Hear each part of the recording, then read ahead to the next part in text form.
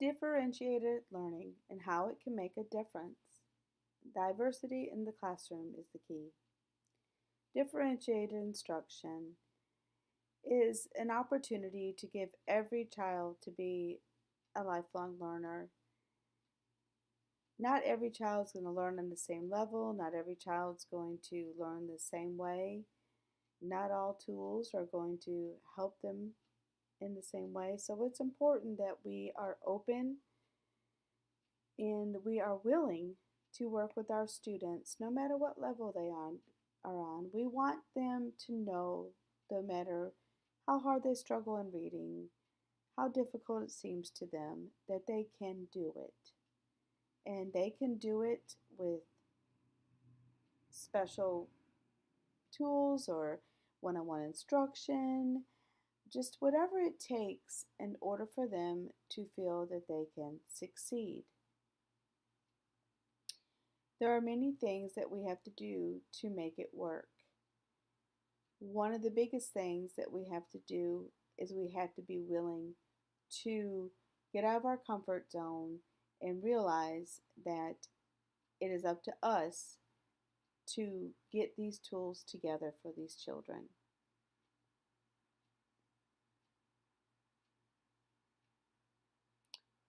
We have to plan assignments. We have to plan assignments that have choices. It may be that some of your children are dyslexic. If they're dyslexic, a lot of times spelling can be a real problem. So what do? Well, if they have to take a spelling test, make a circle test. It will be a tremendous help to them. Maybe we need to select materials on different levels. Maybe we need to use the intervention program that come with our curriculum guides and let some of the children work on that and build up to their grade level. Find out what they like, what they dislike. Maybe, find stories that will entice them and encourage them to read. We need to read those students' files and we need to find out if there's any history or anything that we need to be aware of. Making scaffolding toolkits, such as just any kind of tools that will help them to write better, read better, have them readily available. Have folders together and files and tell them these are your sight words, these are your noun words, these are your verb words. If you need to make a sentence, here's some sentence prompts. If you need to do, written choice, just whatever it may be, that they know that they can just go up, get those kids, and know that they have the help they need. When you're accommodating on different levels, it can seem that you're conforming or you're going down to a level that a child is at. But in differentiated instruction, you're still working on that core. You're still working on the grade level materials, but you are trying to make it to where they can work with those materials. Students are going to look at reading assignments. They're going to look at a passage that may be 6 paragraphs long and think, my goodness, I'm never going to be able to read that. But if you accommodate it, maybe you need to go through and let them highlight their sight words that they know. Maybe you need to do some modeling videos and tell them, look, we're going to read this passage and we're going to answer these questions, but here are some tools to help you. And the modeling videos may give them ways that they look at the questions and find keywords and go back to the paragraph. Just whatever it may be that encourages them that they can do the work. A lot of times when they are working with accommodated materials, it will seem that there is not the same opportunity that the other children have that are on grade level, but there is that opportunity because you are giving them the tools, the hands, the visuals that they need in order to accomplish a given assignment. Students are so diverse in their needs. We have inclusion. We have kids that have different environments. We have all kinds of different situations. But this is what makes the classroom diverse, but it's also what gives opportunity to the teacher to work with these students and to build them up rather than make them feel that they will never catch up. When you're looking through students' files, it is it is so important that you pay attention to their their progress. Look at their grades. When you see that reading's been a struggle since, kindergarten, it, it's time to really start taking some time into to to say, okay, you know what? If they've struggled since kindergarten and they've had trouble with reading, I need to go back to the basics. I need to take time in small group and I need to go back to the basics and I need to figure out why they were never able to totally grasp the basics of reading. So many times kids they get by and they have a D, they have a C, then they have a D, and they haven't totally failed, so they're not referred. But there's a struggle, and we need to pinpoint it. We need to look at their strengths. We need to look at their weaknesses. We need to figure out that data. We need to look at their home environment. Maybe that they don't have a parent. Maybe they're being raised by a grandparent or an aunt that has not been able to take the time. Maybe they repeated a grade and they still haven't grasped certain concepts. And there could be medical things. There's all that it will be in this in the files. It'll be in the CUNE files, and you can look at those, and you can familiarize yourself with the child as an individual. When we look at the classroom as a whole, and then we start pinpointing, that's when we start giving complexes. Don't do that. Look at them, get to know them, and start thinking to yourself, you know what? I know I can do this. I know I can find a way that I can build this instruction, pull them in small group, and build on their reading and their reading skills. You can have assignments and assessments that accommodate this. Plan for it. When you know that your student's a struggling reader, but they can listen to a story, build them up. Let them know. Say, you know what? Tell me orally. Tell me what's going on. Tell me what happened in the story. Who are the characters in the story? That way, you number one, you let them feel that they have something to contribute. Number two, that lets you know that comprehension is not the issue. It is in their fluency. It is in their recognition of basic sight words. It helps you to know where you need to work at this. If they can't do written assignments and the letters are backwards or upside down or they have dysgraphia and it's all over the paper, just whatever it may be, take time. Tell them, well, let's type the answers. Let's tell me orally and I'll write it for you. And then when you write it for them, say, okay, underneath this, I want you to write 2 of these sentences for me and I want you to copy my writing. You're not doing it for them, but you are giving them an opportunity to succeed. Multiple choice tests are one of the best ways to give every child an opportunity, especially if they are struggling in reading. I know that with my children in the resource room, the choices help them tremendously. Do they always get it right? No. But at least it gives them something to think about and they're not trying to recollect it. And then once they do that, then they think, oh my goodness, I have to write it. At least if there's a multiple choice, it gives them more of an opportunity to succeed.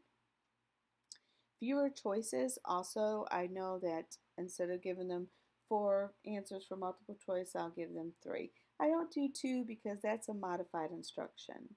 You want to give them at least 3 so they at least have to think and they at least have to apply what they've retained to finding the answer.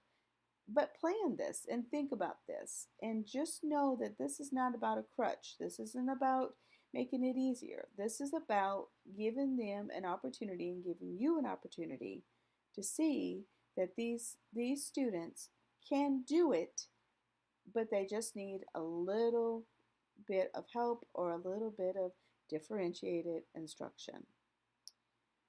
So, when you interview with your students and you talk with your students and you get to know your students, you're going to find out that they have anxieties, they have apprehensions, they're nervous about certain things. You need to find out what they like and what they dislike. How do you do this? Well, you can have anything. You could do a little inventory sheet and have a whole bunch of choices on there and say, check the ones you like, check and put an X on the ones you don't like, or just check the ones you like, and I know the ones that you don't check you don't like. But whatever it is, and then you can build incentives from that. You can build um, goals for them and say, "Oh my goodness, I just realized that your favorite thing is getting extra computer time." Well, guess what? If you are able to, and if you're giving them fluency passages and they're able to get an 80%, accuracy on it, guess what? We're going to build up to that extra computer time. Whatever it is, but if you don't know those likes and dislikes, it's hard to entice and to encourage them. Also, any kind of reinforcement. You know what? High five. Great job. It doesn't have to be things that are in their hands. It doesn't have to, it just has to be some kind of recognition that they know, that you know, that they're putting forth these efforts. And also make sure you know what they feel they're good at. Make sure you understand that that their needs, and make sure basically that you understand that they are individuals, and we have to remember that we as teachers forget not to teach as a whole.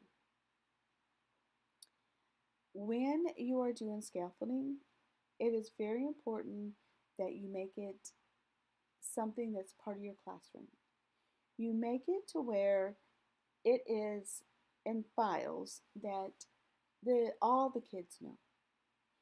Now, you say, well, then my kids that can do it by themselves will go up there and they'll start trying to, use these. You can address that if it comes.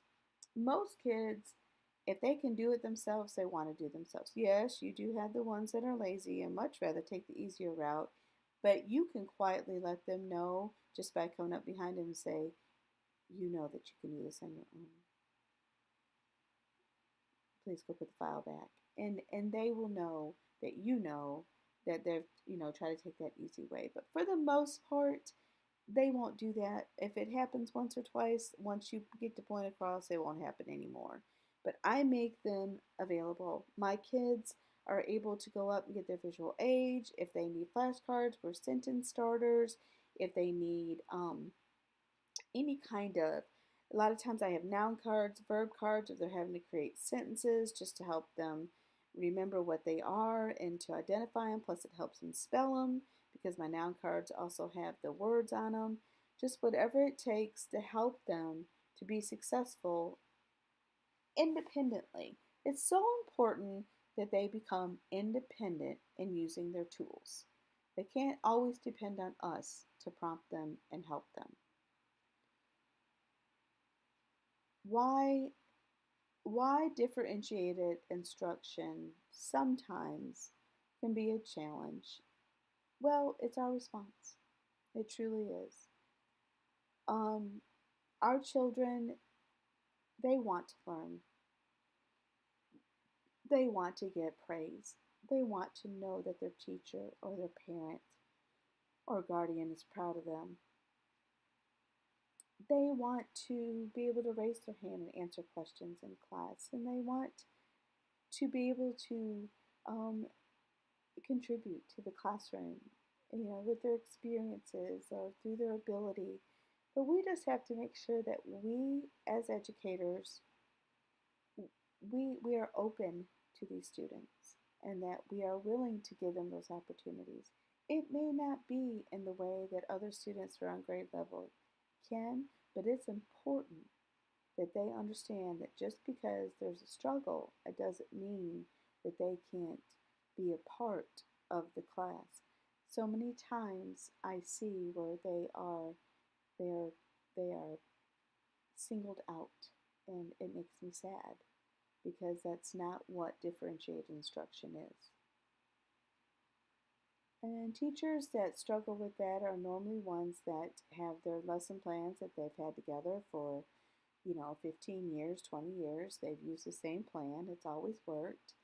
Um, they see really no reason to change it up, that these students should be able to be on grade level. There's no reason that they should be struggling. And I finally look at them and I tell them, you know what?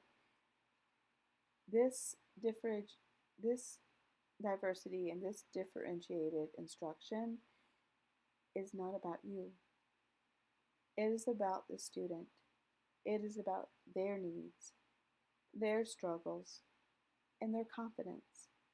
If we do not build them up and let them know that they can do it, then we have failed as teachers. I love the educators that come to me and say, Gina, let's do this. Let's tell me some instruction. Give me some lessons. What do you do in the resource room? Let's do it in my classroom. And I'll go in there and we'll co-teach and we'll get some data and we'll work small group, and it's amazing. They get so excited. Their numbers go up. They're just excited about it. So once you get over that fear, you'll see the success. Thank you for being a part of my presentation. Thank you for bearing with me on trying to get this technical difficulty together. Um, I just know that there's no greater gift than getting to teach a child, no matter what their obstacles may be. So we always have to remember it's not about us, it's about the student.